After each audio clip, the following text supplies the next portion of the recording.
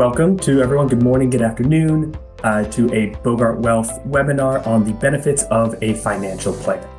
My name is Nick Conforti. I am an associate financial advisor here at Bogart Wealth. I joined the firm in June of 2021. My first job out of college, actually graduated from Virginia Tech, passed my certified financial planner exam in November of 2022, and I have been here since. So what we're going to talk about today is the importance of a financial plan in all areas of your life, all times of your life. And to us at Bogart Wealth, a financial plan isn't just a physical document, it's a multi-layered idea. So I'll ask you guys, feel free to ask questions throughout. I'll get to all those that I can. If I'm unable to answer questions or I just want a little bit more information before I answer a question, I will reach out to you afterwards. So with that, let's get started. So first, just a little bit about us at Bogart Wealth in general. If you're unfamiliar with us, we are an RIA registered investment advisor with $2.9 billion of assets under advisement to about 1,300 households. As an RIA, we are an independent fiduciary working in a client's best interests. We custody our assets at Charles Schwab, so you won't necessarily have a Bogart Wealth account, but an account at Charles Schwab that we manage. We're also a fee-only wealth management firm. It means we don't take any commissions from insurance, annuities, anything like that. It's solely based on assets under management. So first, here's our executive leadership team headed by our CEO, James Bogart. Moving into the advisory team, we have advisors both in McLean, where we are headquartered, as well as Houston, Texas, and the Woodlands. So there's the advisory team. We have our in-house portfolio management team. The PM team will conduct research, action trades, build portfolios, and utilize other strategies to manage the money. Client services team. So our client services or operations team helps with account documents, money movement, or other situations such as estate cases, and help with annuities as well, which we service. As I mentioned, we do not take any commission from them. Financial planning team. So the financial planning team will help interpret documents as well as craft the actual physical version of the financial plan. Lastly, we have some of the other departments: HR, BD, training, and marketing. For location, there's our office in McLean, as well as I mentioned, Houston and Woodlands. The majority of our team is situated in the McLean office, but we do have little pieces of each department in the other locations as well. So for the Retirement Readiness Series, we produce a number of educational webinars throughout the year. We have webinars, podcasts, other sorts of videos as well. And we invite you to join the future webinars, as well as check out our website, bogartwealth.com, to see any previously recorded webinars that we've done in the past. So for today, this is our multifaceted idea of a financial plan. As you see, it's set up in a circle to illustrate the idea that it is a consistent cycle. There's always going to be some sort of retirement, cash flow, tax, investment, estate, and then the last step, review and monitoring. So all those aspects come together to create a financial plan. For today, we'll talk about these main subjects. So why have a plan, steps to building a plan, when to update it, and then the benefits of a financial plan. So retirement, investment, withdrawal, and review and monitor. So first piece, why to have a financial plan? So first piece, obtain a financial outlook. Are you making the right decisions now to help set you up in the future?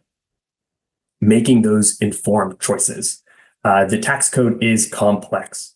So there's all sorts of different ways to take advantage of that to help set you up for the future. And then the last two I kind of grouped together a little bit, estimating your expenses as well as determining a sustainable withdrawal rate.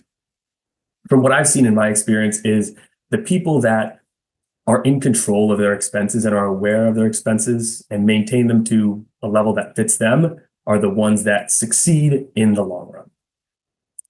So where we really start is checklists. There's two main reasons for these checklists that we use. The first being, it's a great way for us to help understand you and your financial situation.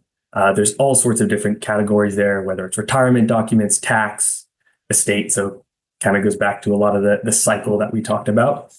But the other reason is a lot of times we see that it helps clients think of things that they hadn't thought of in the past. There's all sorts of things that you've accumulated or looked at throughout your life, and seeing it laid out for you like this really helps you realize things you may not have in the past. And then just quick question over here. What is AGT? So AGT is our advisor growth track. It is Bogart Wealth's advisor training program, essentially. And what it is you start in one of the three departments that I mentioned, the main ones, the operations, portfolio management, and planning. And you move you spend about a year in each one, which really gives you a full idea of what Bogart Wealth is and helps you when you become an advisor understand exactly how everything works. So it's really understanding the intercommunication between the different departments. And so I was actually the first graduate of AGT. So I went through all those, and now as an associate advisor, I've been able to experience all of that. So awesome. Next piece. So creating a financial plan is fundamentally different than hoping for a smooth, unplanned retirement. That's not to say a smooth, unplanned retirement is impossible, but creating that plan lets you take advantage of a situation a better situation you may have put yourself in than you had initially thought. So steps to building a plan. So there's the two pieces, the qualitative and the quantitative. The top part there, the gathering personal financial data, that goes back to the checklist that I mentioned. All the sources of income, expenses, liabilities, obligations, and such. What I actually think is a more important piece is identifying goals. So the qualitative piece of this, both monetary, personal, short, and long term. Do you want to leave money to your kids, to a charity? Do you plan to travel? Do you want to move somewhere else, closer to family or somewhere new and exciting? These are all questions that we ask to really help clients think about what they want. So I think that is a super important piece. Next, so we have what is important to you? Well, each of these different topics. So family, health, home, lifestyle, work, legacy, mind, and spirit. Again, kind of stuff talking about there, lifestyle, travel, work. I'll actually use my dad as an example for this one. A lot of people feel fulfilled with the work they do, or just enjoy being kept busy. So my dad's currently a real estate attorney, but it's not necessarily what he loves to do. And when he retires, I don't see him stopping work in any capacity. So what he really likes to do is carpentry. So I could see him, whether it is for charitable purposes or for a little side money, I see him continuing carpentry for as long as he can, honestly. And that's something that we see in a lot of clients, is that they like to be kept busy in that way. So even if there's a retirement for your career, work doesn't stop for a lot of people. Legacy, leaving the money to loved ones or charities or whatever. Because at the end of the day, someone who wants to leave $1 million to their kids, even with the same level of financial assets, their plan will look a lot different than someone who wants to leave $100,000 to their kids. And then mind and spirit.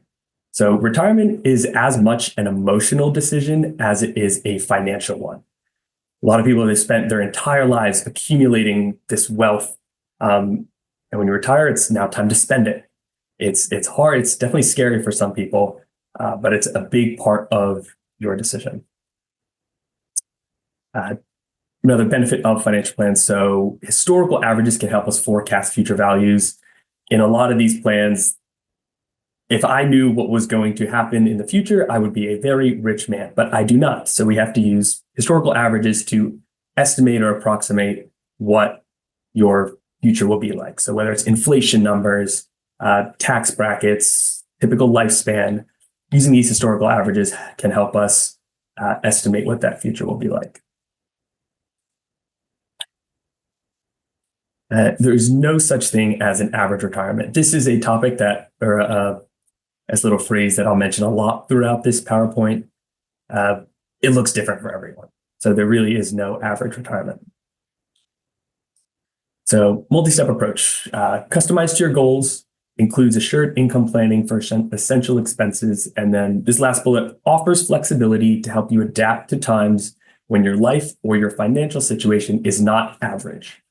What we really mean by this is when we're creating these plans, we like to think about it conservatively, whether it's using lower than average growth rates or higher than likely expenses or not counting on an inheritance, to give you the peace of mind that even with all these variables setting you up worse off than you would be, if it works in that case, it'll most likely work otherwise. So when to update your plan? We usually recommend updating your plan annually or after important life events. So updating it frequently helps ensure that you are on track. It also helps doing it at different times in a market cycle. So we like to run it when the market is down, for example, that your assets are deflated. So if it works in that time, again, it's most likely going to work when the market is in a better situation.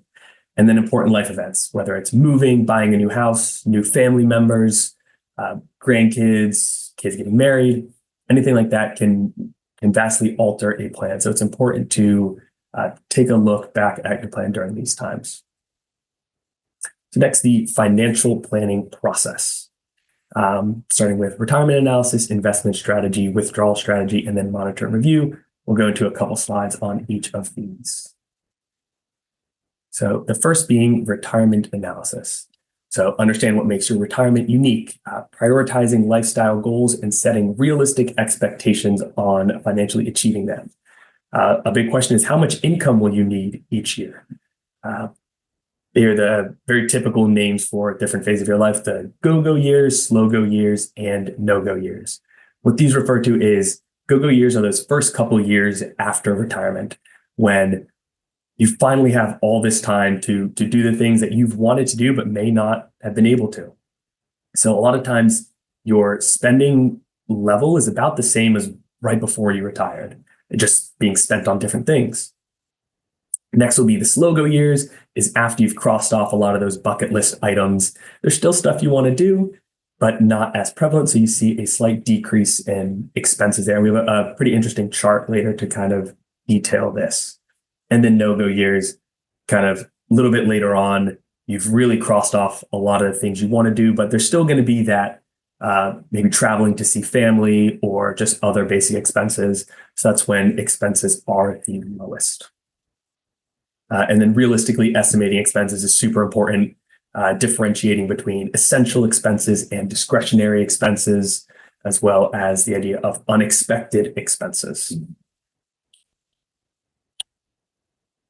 So cash flow analysis is a super important piece to all that. So there's the expenses we mentioned and the income sources. The one income source I want to touch on, obviously, there's Social Security, whether pensions, annuities, part-time jobs, but then income from savings and assets.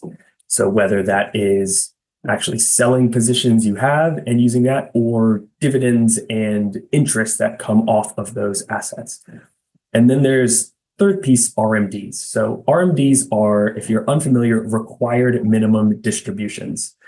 Basically the government's way of saying you've had all this money in IRAs, 401ks, growing tax deferred all these years, and we want our taxes now. So starting between ages 73 and 75, depending when you're born, you're required to take a certain portion of those investment assets out of the accounts each year. There's all sorts of strategies we can utilize to reduce those or work with those that we will touch on later. So here, this is the chart I mentioned to to detail decrease expenses over time. So average annual expenditures by age. So this is a chart from based in 2022 to 2023. And it shows the different years. So from the age group 55 to 64 versus 65 to 74, the percent change in spending between those age groups vastly decrease for pretty much everything, for everything except for healthcare.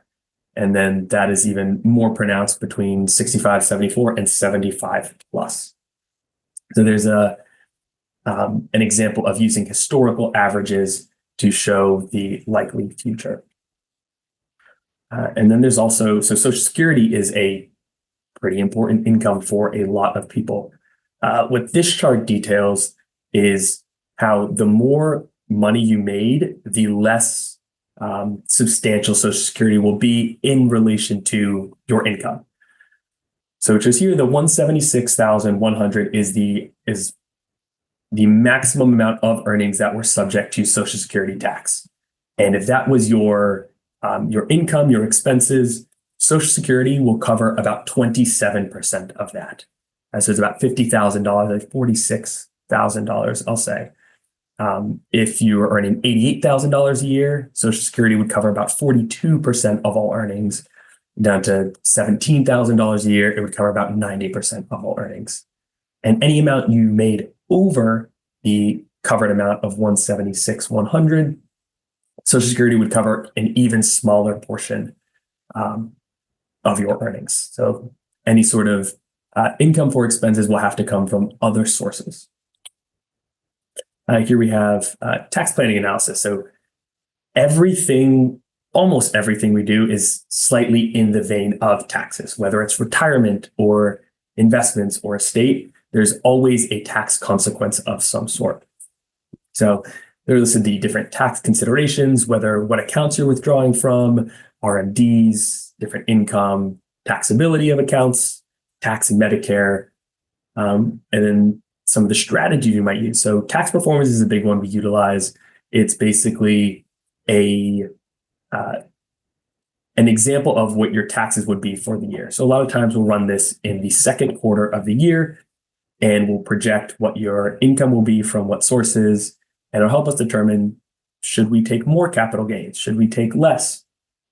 Are we able to pull more from the IRA if we need it for a big purchase? Helps you get an idea of what your taxes will be for the year, as well as the need for any estimated tax payments.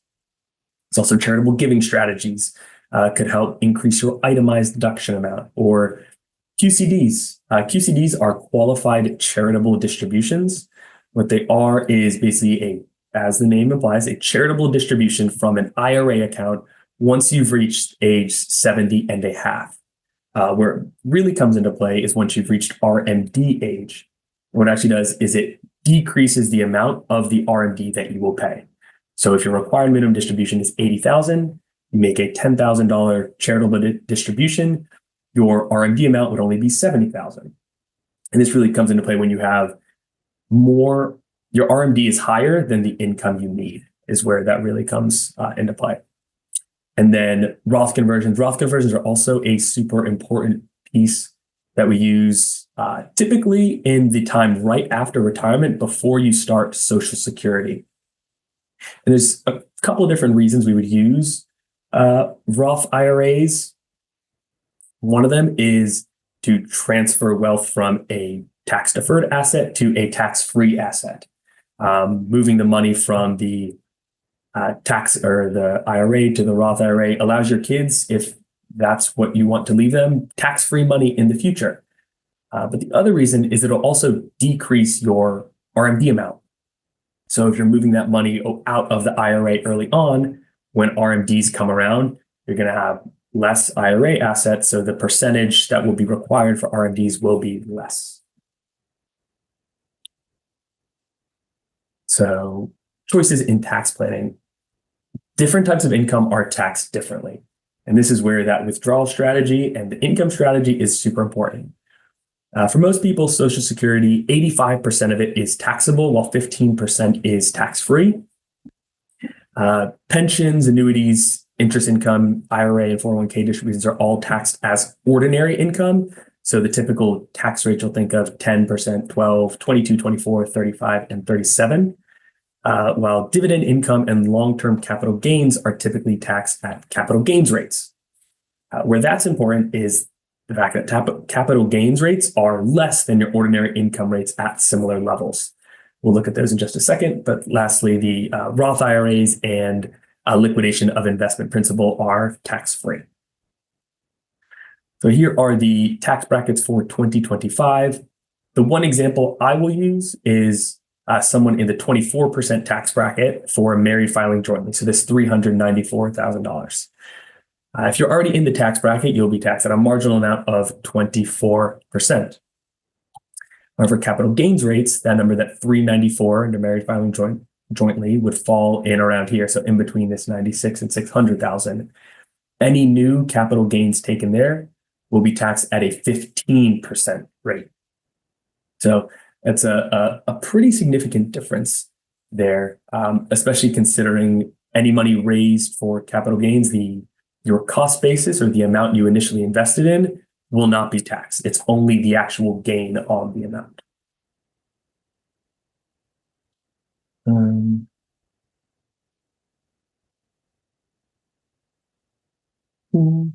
So just a quick question, where can I go to see how to calculate my RMD will be when I reach the age 75? RMD amount is based on the value of your accounts on December 31st of the year prior. So without that number, you won't necessarily be able to calculate exactly what it'll be, but you can estimate it, and there is a specific table. I could provide that afterwards that details at what age, what percentage will be required to be taken out. All right, so investment strategy. So 3 basic elements, risk tolerance, which is super important. We always start with clients doing a risk tolerance survey. Different questions include, how would you react if 20% of your investment was lost in 1 year? Would you be worried? Would you buy more? Would you want to sell out? Understanding how you think about money in these ways really help us provide a plan for how you should be invested. The withdrawal strategy, so age and goal-based. A lot of people think that withdrawal strategy is solely an age thing, or withdrawal and investment, that when you're 40, you should be 100% in stocks, super aggressive, 30, 40 years old. When you're 80, it should be all bonds, super conservative. But goal-based is important too, and kind of what you're comfortable with. If you're 40 and you don't really have the stomach for big increases, decreases in your wealth, maybe you shouldn't be all in stocks. So it's really taking into account both of those that are really important. And then tax considerations. So taxability of investments, kind of the chart we were looking at before with the different Social Security, 401ks being ordinary income, and so on. Right, so emotions can destroy your plan.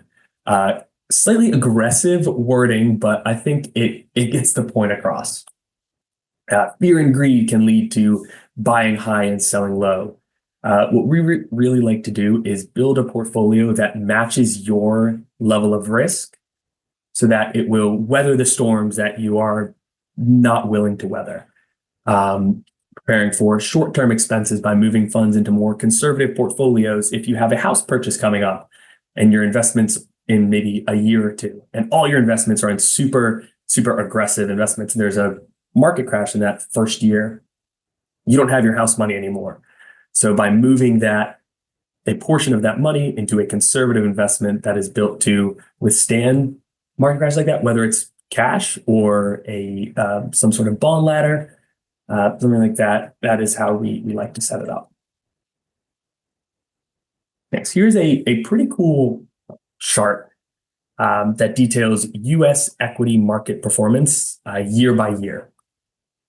And the one thing that I want as a takeaway from this chart is, if you look at all the different sectors, something like energy in yellow, It's at the bottom of these years, up, down, up, all over the place.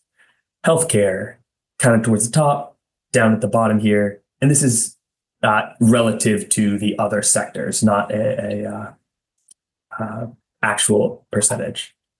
The one sector that, quote unquote, sector that has any semblance of consistency is the S&P 500. It is the one that is most consistently kind of right there in the middle, a little up, a little down. If you fall victim to emotions in certain years where, oh, I'm never touching energy stocks, they were the lowest performer 3 years in a row. 2021, 2022, they're by far the highest performer. In 2022, energy was one of the only positive performing sectors. So having that diversity that matches your risk tolerance will help you from potentially missing out on some of the highs or acting on some of the lows. Next, withdrawal strategy. So I'm going to touch on each one of these: income only, systematic withdrawals, and the bucket approach. So many withdrawal strategies to consider. Some provide more flexibility than others. First one being income only. So all three of these, we're going to use this example of current savings of $1.5 million with a $60,000 a year need for income. So Social Security, about $24,000 a year. Bond ladders and CDs, so very safe investments that are unlikely to lose too much value. $750,000, so half your savings invested in that with a 2% annual yield will provide you with about $15,000 a year. And then dividend stocks, so the other half invested in that with about a 3% annual yield, providing you that remaining $22,500 to reach the $60,000. And the main idea with this strategy is if you don't touch your principal on your investment, you're only using the income that comes off of it, you can't run out of money. So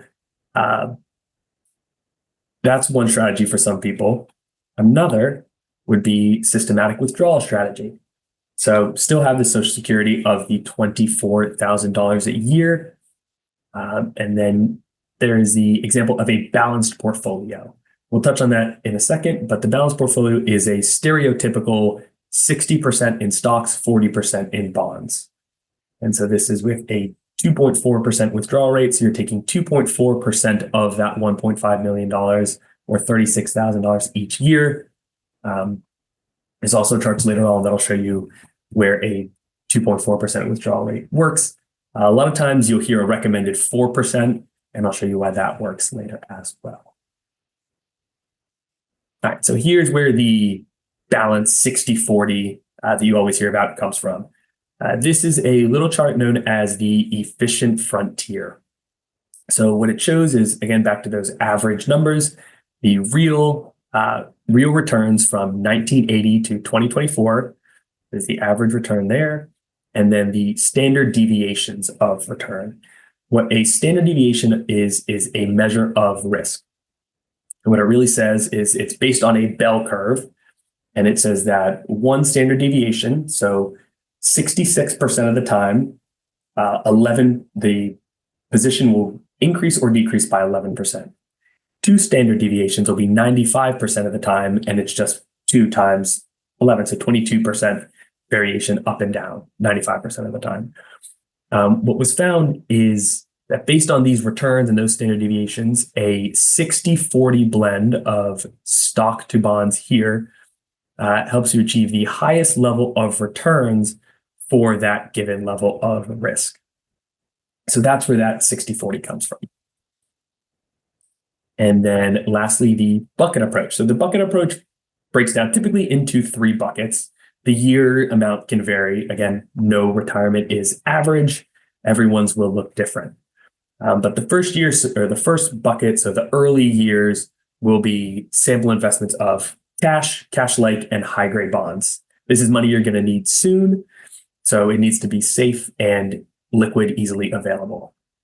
The next bucket, we'll use the example of 6 to 12 years, slightly higher amount will be in bonds and some stock. So a little bit of room for growth, but still needed relatively soon. And lastly, bucket 3, which is the highest amount and the farthest on in life, will be more aggressive stocks, slightly higher risk, better for long-term return. And again, this is all under the assumption of an average risk level.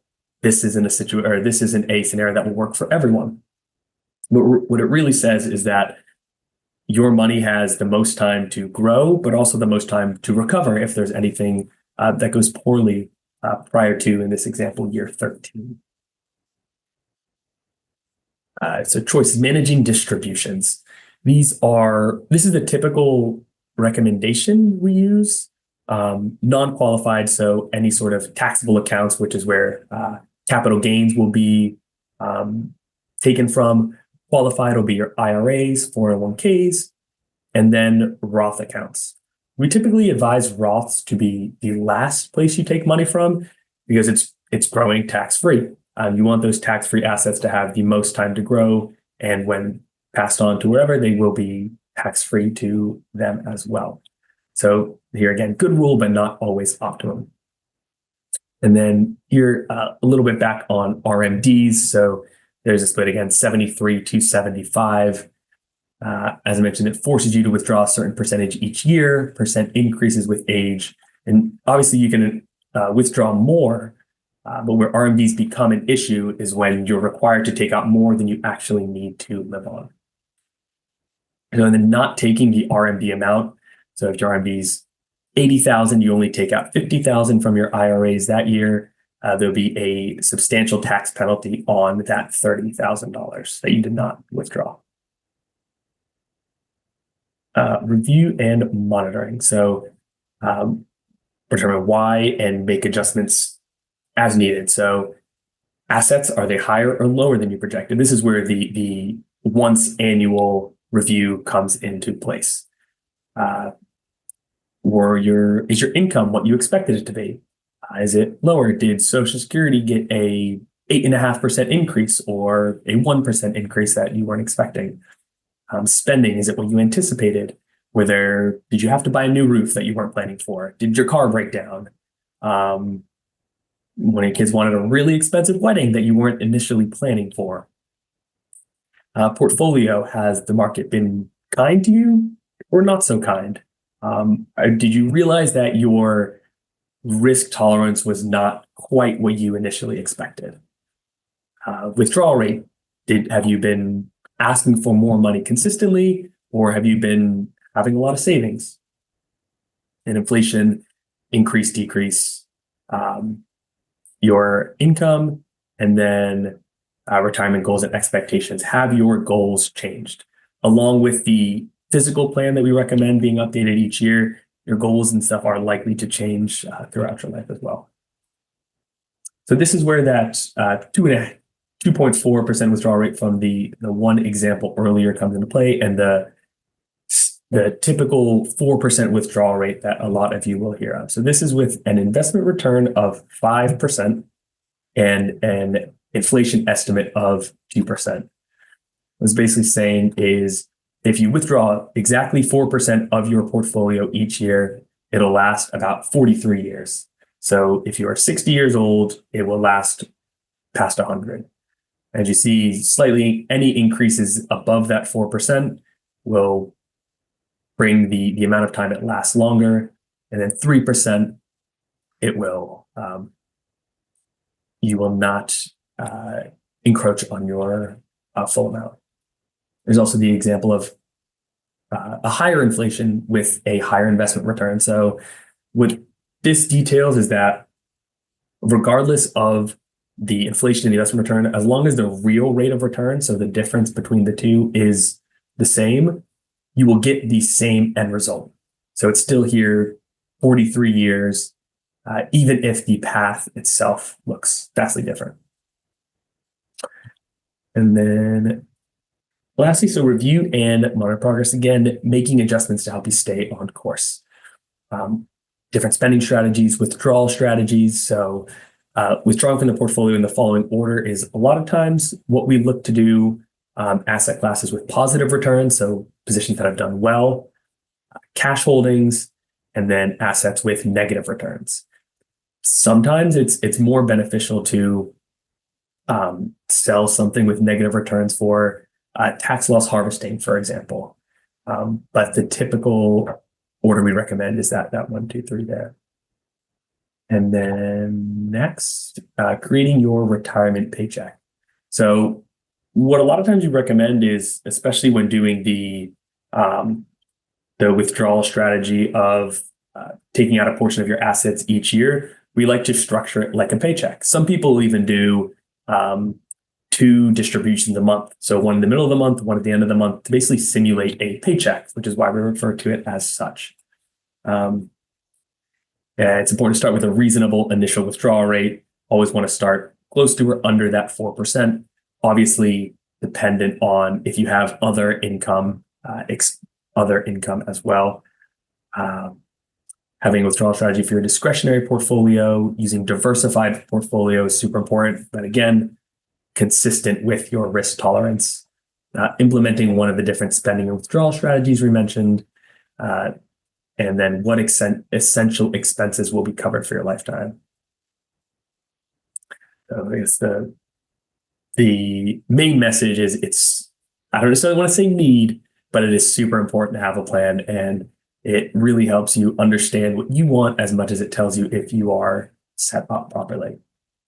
So when looking at advisors, just another question, how often do you recommend reviewing a plan? So we recommend redoing it at least once a year or after any sort of big life change. So whether it's new family members, big unexpected expenses, anything like that. But it could be reviewed as often as quarterly. We typically hold quarterly meetings at Bogart Wealth. So whether it's just glancing over it at different cycles in the market, at least once a year, but more often than that is also good. So for your advisor qualities, you might consider in selecting an advisor. So qualified and experienced, open and understandable. So knowing your retirement plan, knowing IRS rules, managing and understanding the portfolios, discussing all sorts of different strategies. There's plenty out there. So providing you with those resources, providing planning needs based on your risk tolerance is super important, and then speaking in a way that you can understand. So at Bogart Wealth, we offer one-on-one financial strategy sessions, no charge for an initial meeting. Always happy to talk, kind of get an idea of your picture and see if our services can be beneficial to you all.